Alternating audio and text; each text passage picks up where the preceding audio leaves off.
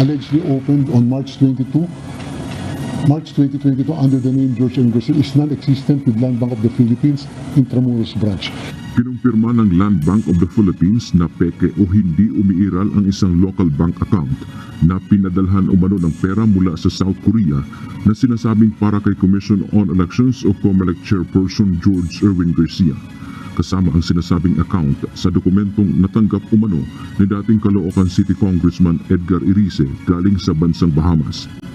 Ito umano ay ipinadala lang sa kanya at binigyan niya ng kopya si Garcia nang magpunta siya sa tanggapan ng COMELEC sa Maynila. Nasa $15 million ang kabuuang deposito sa 14 na magkahalong offshore at local bank accounts. Ito po yung natanggap ko na Bahamas files kung saan nakalagay po doon na isang COMELEC officials ang nakatanggap ng $1 million mula sa South Korea, allegedly from Miro.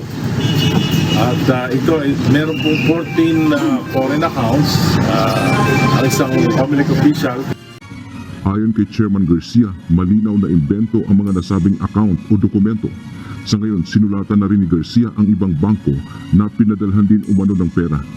Ang ipinagtataka pa niya ng kanilang itrace, ang nagpadala at ang pinadalhan ay iisa ang number na pagmamay-ari umano ni Irice.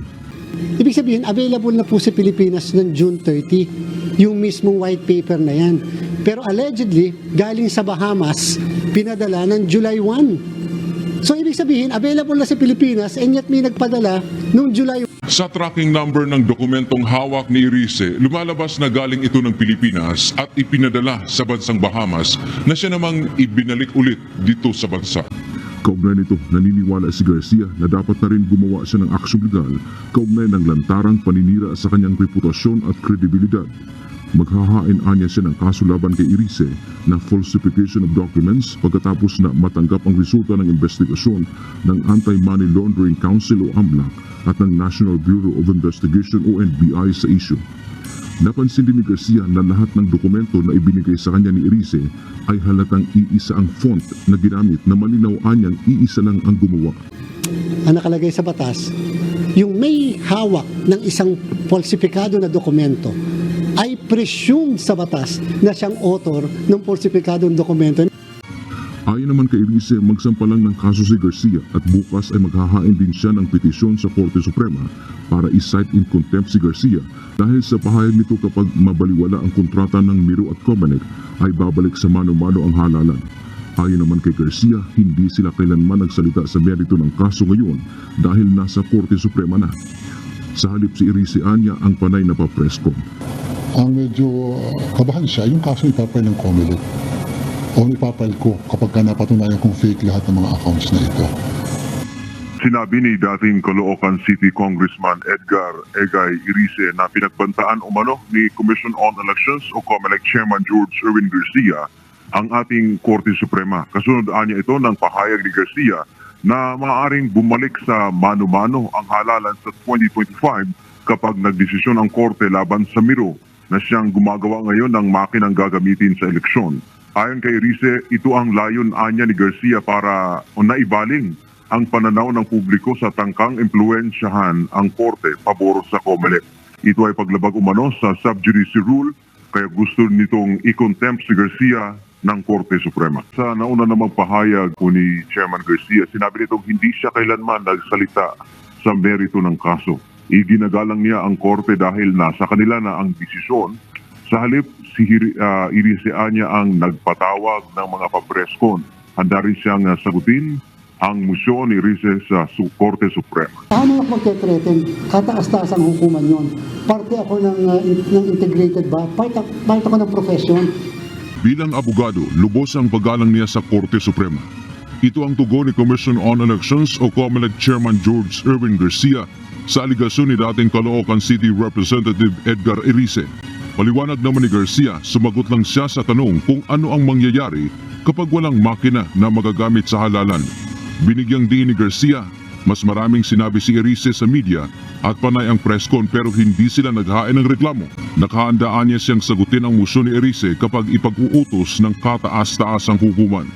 Samantala sa pagharap ni Garcia kanina sa kapisanan ng mga broadcaster ng Pilipinas o KBP, Kabilang sa binanggit nito ang isyu ng pagsusumite ni Erice kahapon sa COMELEC ng dokumento na naglalaman umano ng 14 na offshore at local bank accounts na umano'y nakapangalan kay Garcia. Sa mga bank account na ito umano ipinadala ang $15 million na pera mula sa South Korea. Nanindigan si Garcia na peke ang lahat ng ito.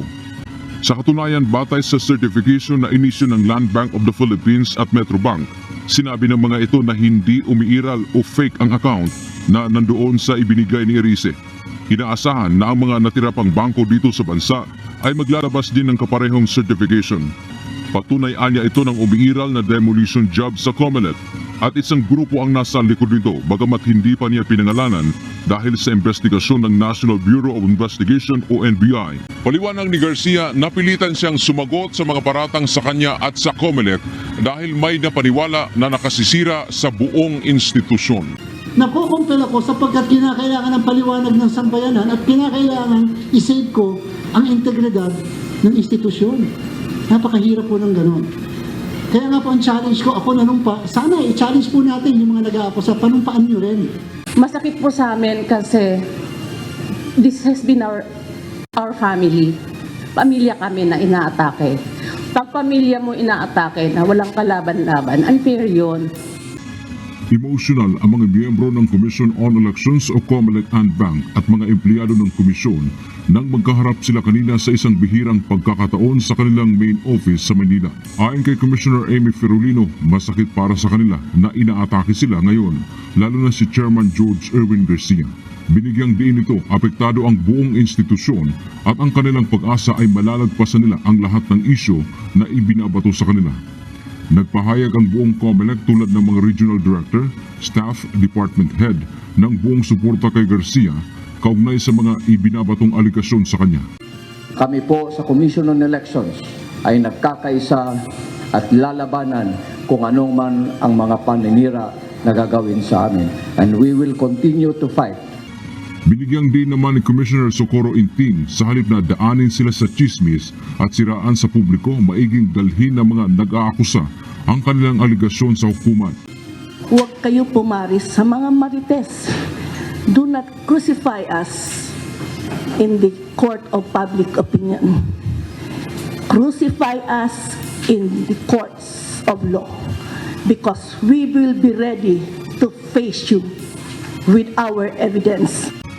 Dagdag pa ni Commissioner Marlon Casquejo, hindi sila papayag sa ginagawang paninira sa kanila at mananagot ang mga nasa likod nito.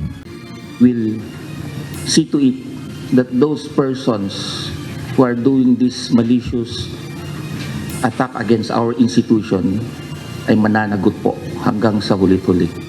Samantala sa kabila ng mga panawagan, partikular na sa social media na magbitiw na lamang si Garcia sa kanyang pwesto, ito ang naging tugon ng opisyal.